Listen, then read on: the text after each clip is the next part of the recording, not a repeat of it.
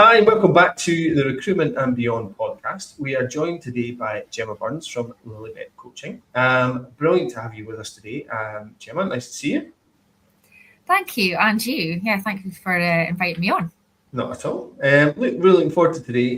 We're going to have an interesting discussion around empathy and leading people through uncertain times and how you can navigate those uncertain times with anxiety and workforce challenges, and obviously the challenges that everybody's facing in terms of the workforce right now. So we're going to look at that topic of empathy and how we do that. But before we do, it'd be great just to get a bit of insight from you, Gemma, on your career today and where you've been and how you've ended up where you are today in terms of leadership coaching.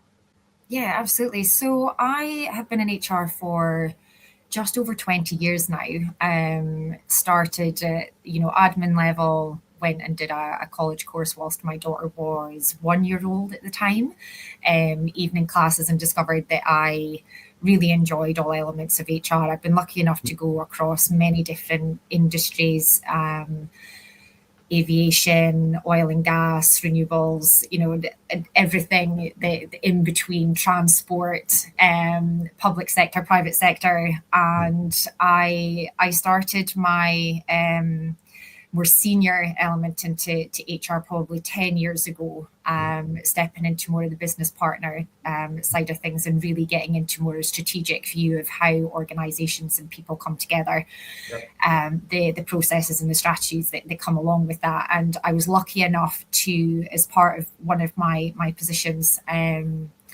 the oil and gas sector, actually to be exposed to coaching awareness sessions. And from that, actually had a personal experience where I put into practice what I had just started learning around coaching conversations and how they can impact the way forward with communication and relationships. And it was actually with my daughter within COVID, struggling with her mental health. And it was just one of these moments where I was struggling to understand her, started kind of thinking, right, how can I find out what's wrong with her?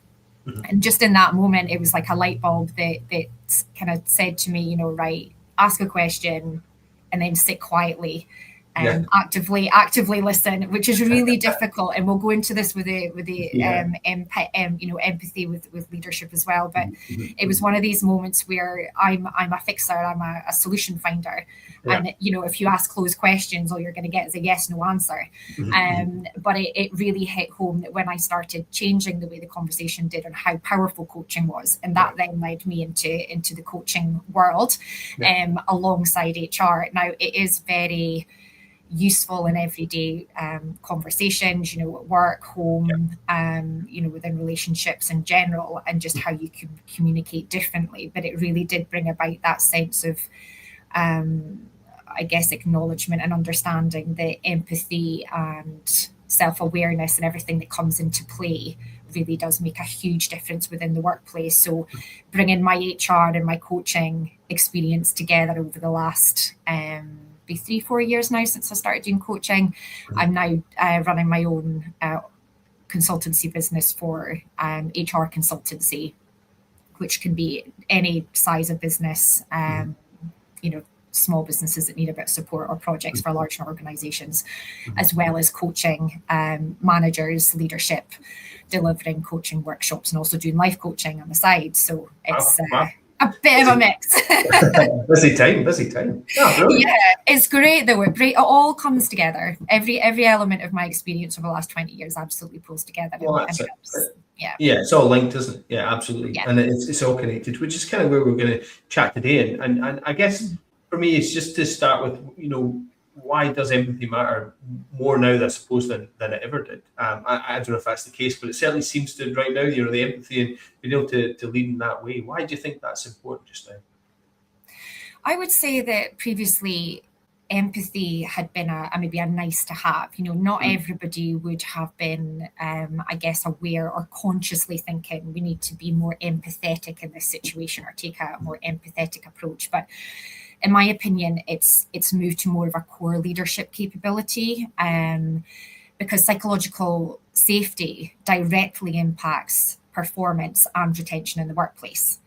And I would say, in my opinion, that there's probably quite a lot of leaders out there that underestimate how their own emotional state shapes a room. Yeah. And therefore their own team's engagement and performance at the same time. It's about that kind of inner self-awareness as well, giving people the benefit of the doubt, not always being reactive. Historically, there'll be managers that would use, I suppose, ego, defensiveness, and reactive behavior to lead a team. And that's not what people are looking for these days. They definitely work more positively when they've got a closer working relationship and that trust is there and that psychological safety, as I mentioned. Yeah, I think that's right. Actually, you touched on it right at the start there about it being a nice to have for a long time now, actually. But nowadays, mindsets have changed and approaches have changed, and people expect that. That's the sort of working relationship they want to have. Yeah. So from your perspective, what does empathetic leadership look like in practice? What are some of the things that people would be looking out for? I would say first and foremost, it's self-awareness. So you can't lead people if you don't understand yourself. So more around the inner leadership first. So I would encourage anyone that is to influence their teams by leading with consistency, empathy, and clarity. But being consistent with it is important because that is what will build that trust within your team's relationships. And it's more of the emotional intelligence now. It's the self-awareness and your inner understanding of yourself to be able to go, right, how do I react in a certain situation? What am I bringing to the table as a leader?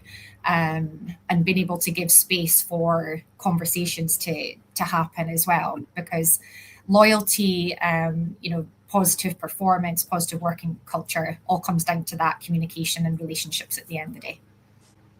Yeah, communication is such a vital part of that whole process, isn't it? But actually, honesty and communication and the openness, I think that's key to this, isn't it?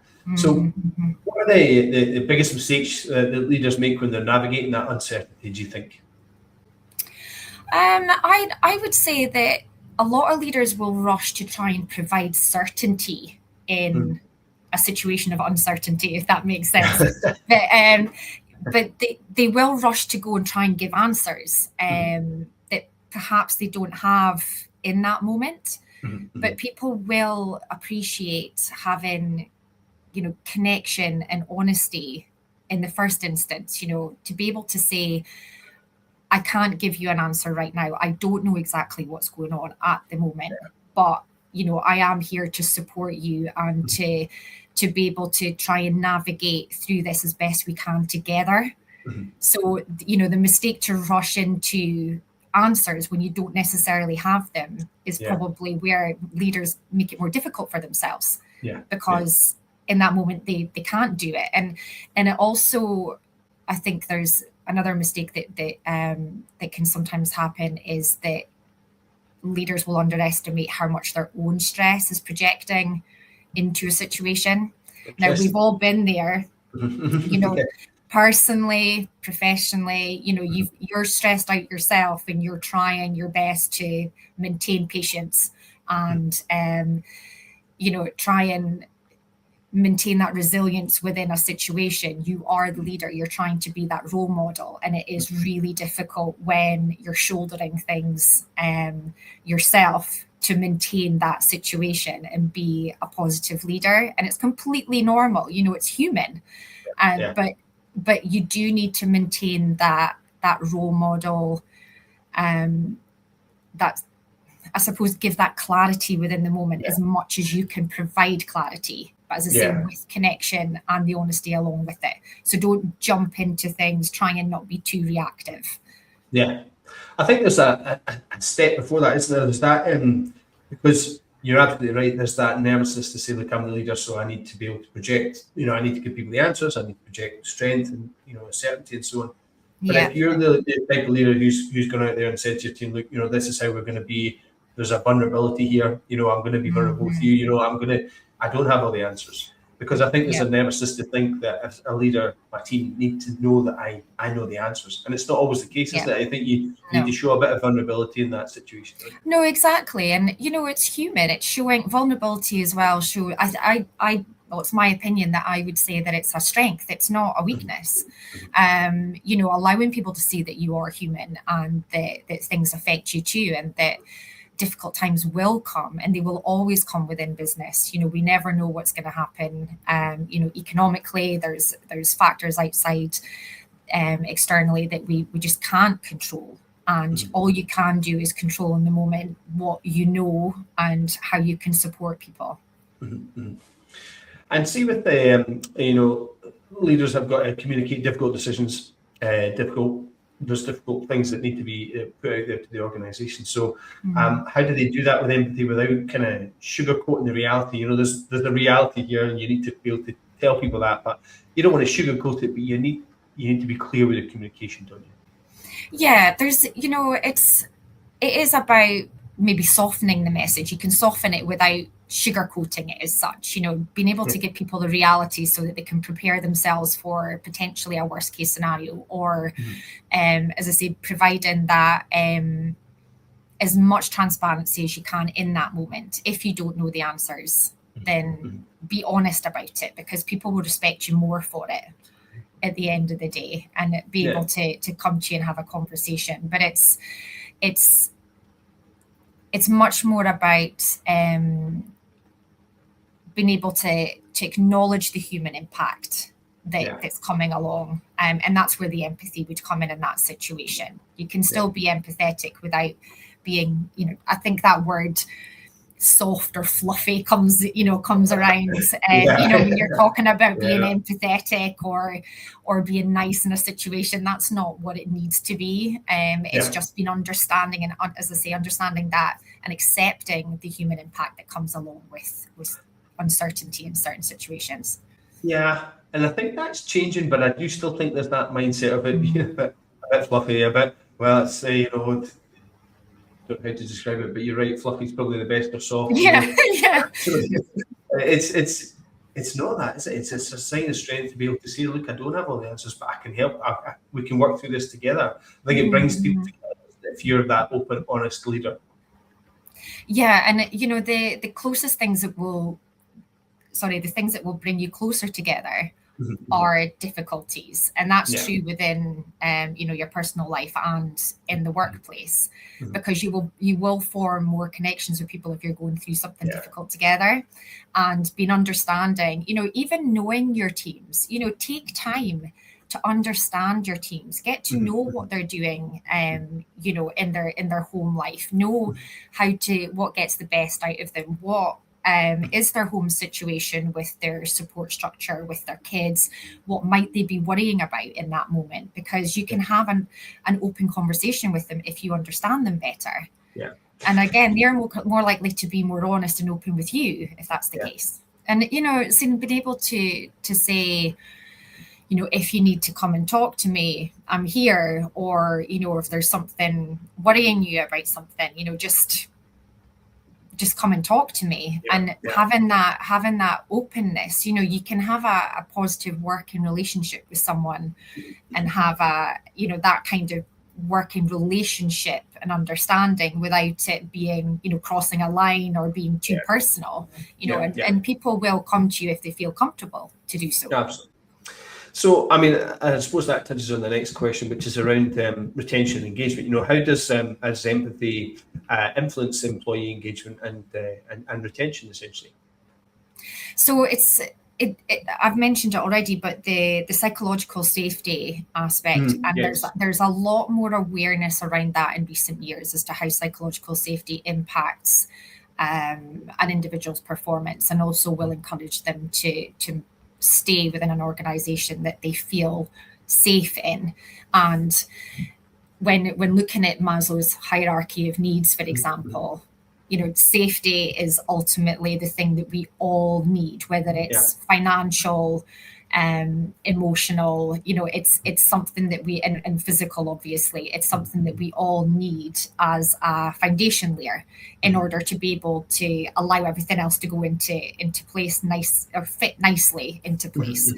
So if you are going to work, nobody wants, and when I say nobody, I mean the individual, HR, the manager, nobody wants people dreading coming into work. No. It's not productive. It's not conducive to a positive working environment or a positive working culture overall. And if you want to have people working to their best, they need to have that sense of, I feel safe, I feel like I am able to put my best into my work because I'm valued, I'm getting, the development that I want, I can have positive conversations with my team or my manager. All these elements are surrounded by that the psychological safety piece that naturally comes with empathy and the right conversations, but then will have that knock-on effect in a positive way with performance and engagement, and therefore retention at the end of the day. People will stay where don't get me wrong, there are a lot of elements that come into it. If you can't develop any further where you're working, or there's something else, there's an external factor. That's always going to happen. But if you had a like for like job, and in one you felt that you were valued and you had those connections at work and you felt like you had a safe space and you could talk to your manager, a lot of people would pick that over even, a slight wage increase. Money isn't always the first. And I've found that over the years in terms of engagement surveys and conversations. A lot of people, unless it's a huge pay rise, if somebody comes in and offers you 20,000 more, you're probably not just going to say, I get on really well with my manager, so I'm just going to stay where I am. There's a lot of factors will come into it, but it is a huge piece that will help retain people, and especially since COVID times. Expectations and what's important to us day to day has absolutely shifted. Has changed, hasn't it? Absolutely. And just to touch on that psychological safety, can you just go into that a wee bit, just for those maybe that aren't familiar with it? Just what are we talking about? So, I suppose in a nutshell, it is feeling like you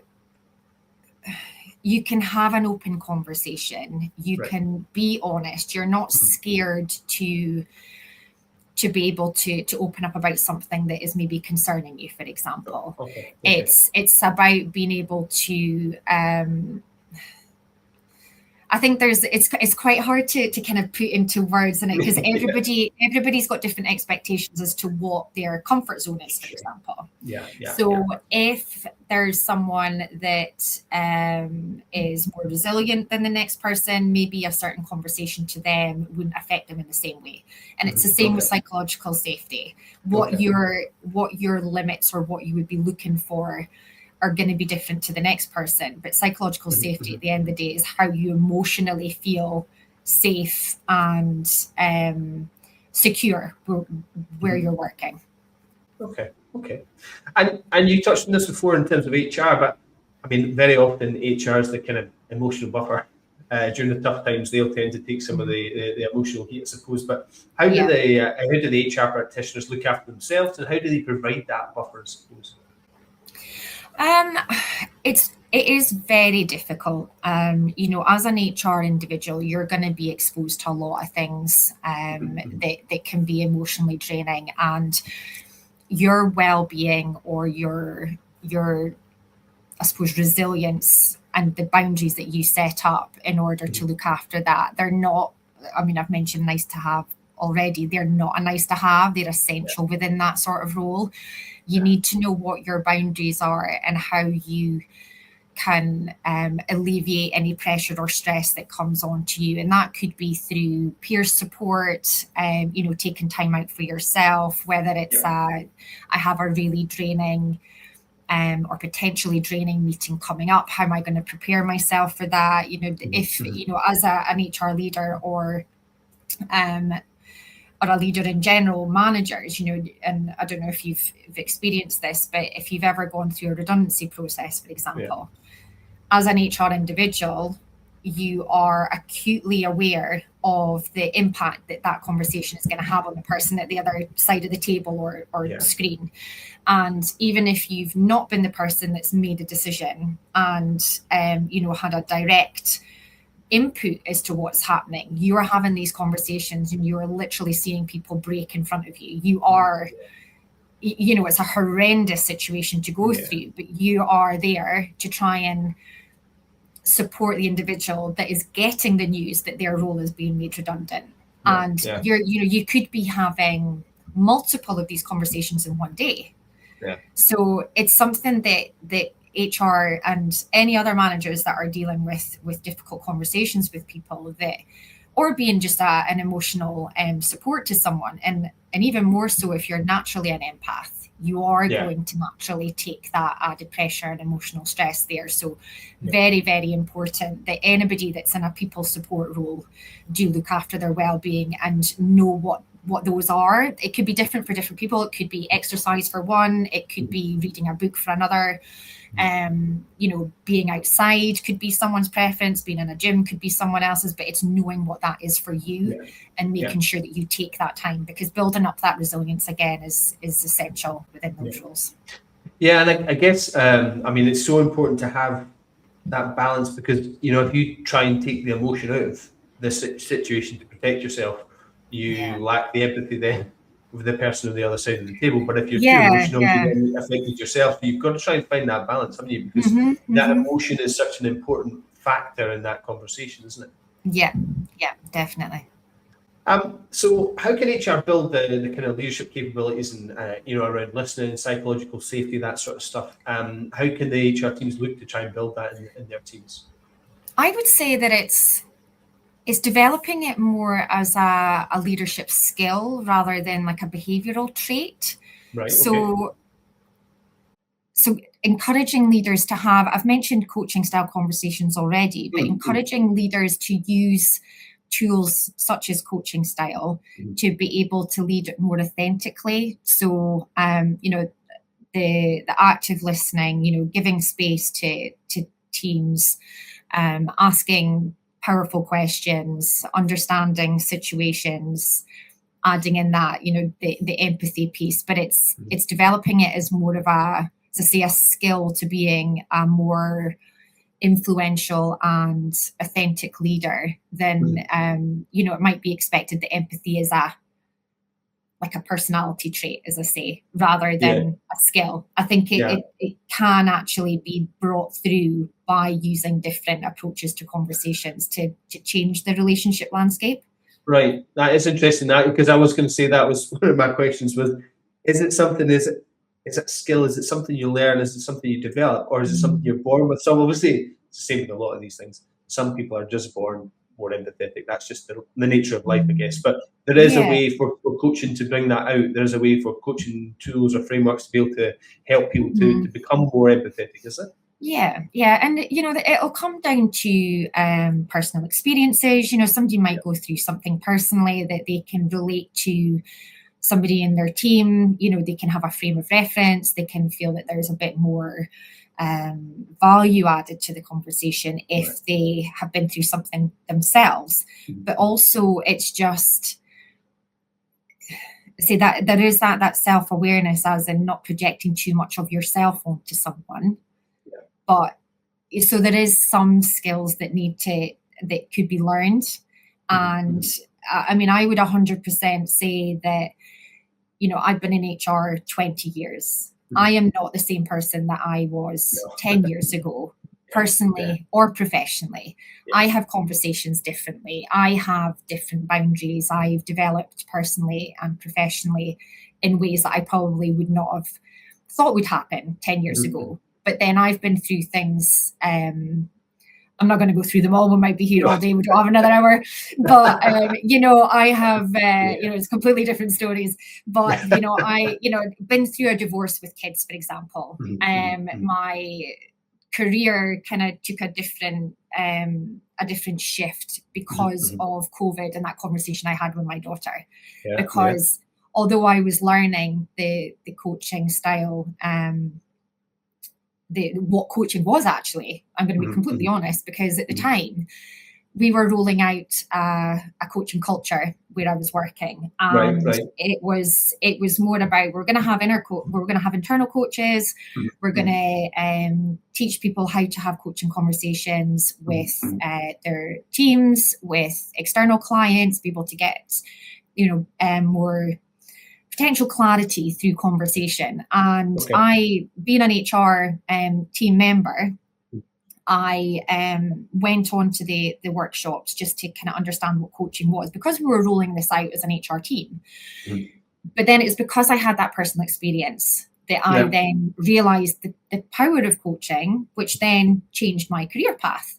So, if I hadn't have done that, if COVID hadn't happened, if my daughter wasn't struggling, then maybe I wouldn't be doing this now. But there's so many things can change your life, the way that it goes, and it's something that is a constant moving target. If you want to change something, you can change it. The only barrier that you will find is yourself. If something isn't working, if you're not having a positive relationship somewhere, whether that's at home, work, you can take that move and do it. You can make that change. But the empathy side and the understanding and the changing in life will all come through your personal experiences, but also what you're exposed to. If you're the sort of person that maybe hasn't gone through something personally, but you find yourself working with a number of people that have, you will build that knowledge base and that experience to then be able to take that forward. So there's so many things that you can learn just by listening to people and having conversations, learn things about yourself. There's the Johari window that you can use, for self-awareness.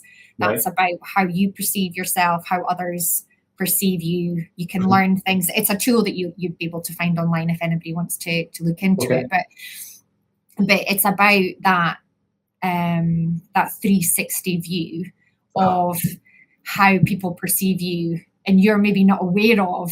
So you've got to be able to take that constructive feedback as well as to, so people see me as that. Maybe I don't give them space, and I thought I did. But then being able to take that on board. So there's so many things that you can actually use as a tool in yourself and take on board and be able to change constructively in order to develop these skills. I think it's so important to be open to that as well. So open to, like you say, open to feedback, but open to changing yourself. I think there's no way you could try and help somebody become more empathetic if it's just not on their agenda. It's just not what they want to do. All the coaching in the world's not going to help that, but they have to meet you halfway, don't they? And come to the table with that. I think that's so important. Yeah.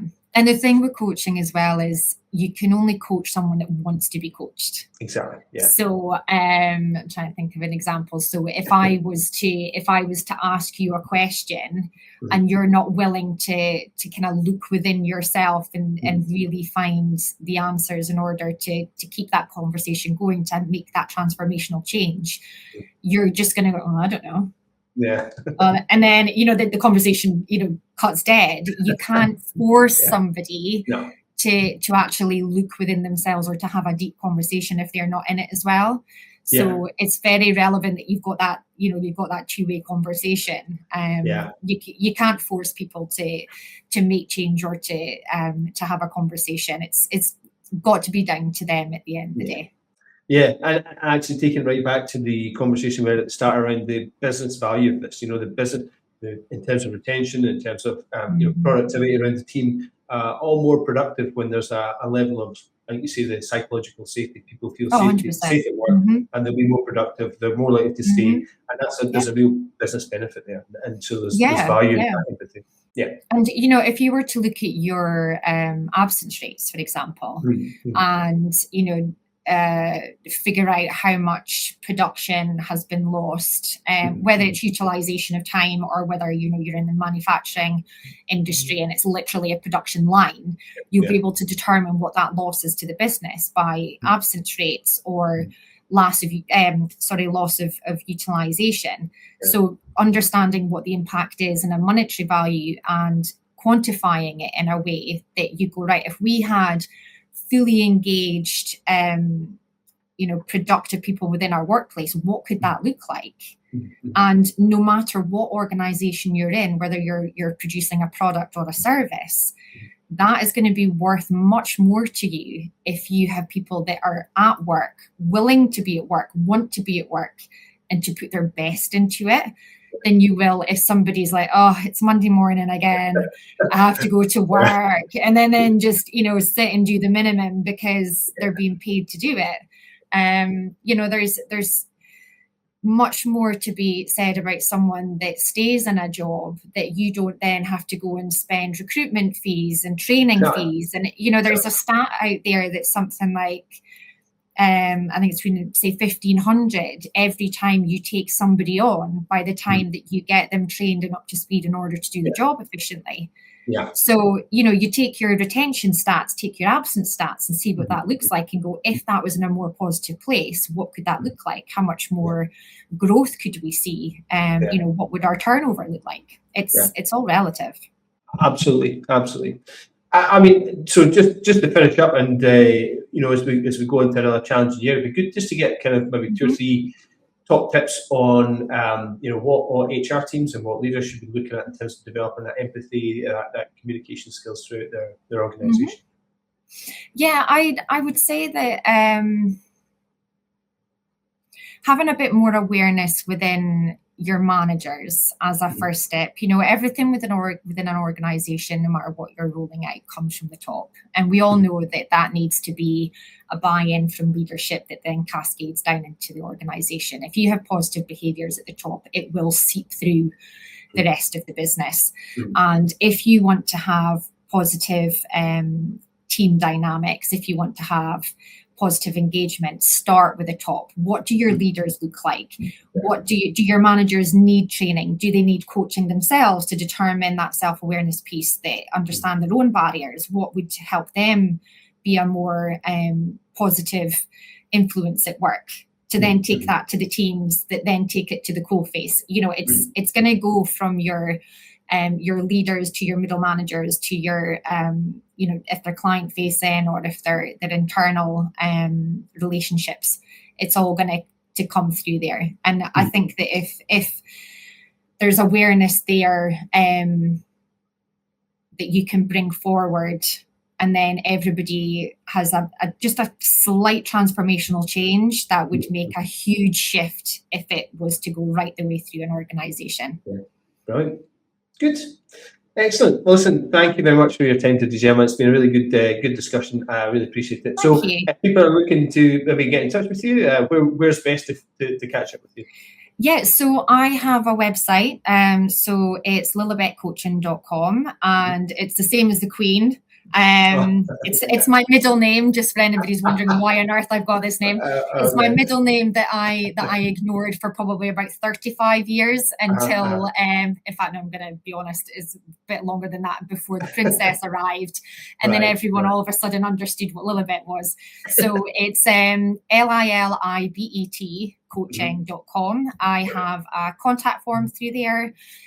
My email is gemma@lilibetcoaching.com as well. And you can find me, reach out for a conversation, or on LinkedIn as well. You'll find me there. We'll put all the details down below in the show notes, so make sure everybody gets the chance to that. But listen, thank you again for your time, and I'm sure we'll catch up again soon.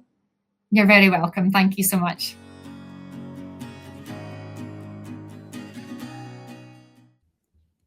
Thanks for listening to the Recruitment and Beyond podcast. Hopefully there was plenty of insight for you to take back to your teams. So don't forget to subscribe and never miss an episode. And if you can, leave us a review. We really appreciate all the feedback and support we get. It makes a massive difference.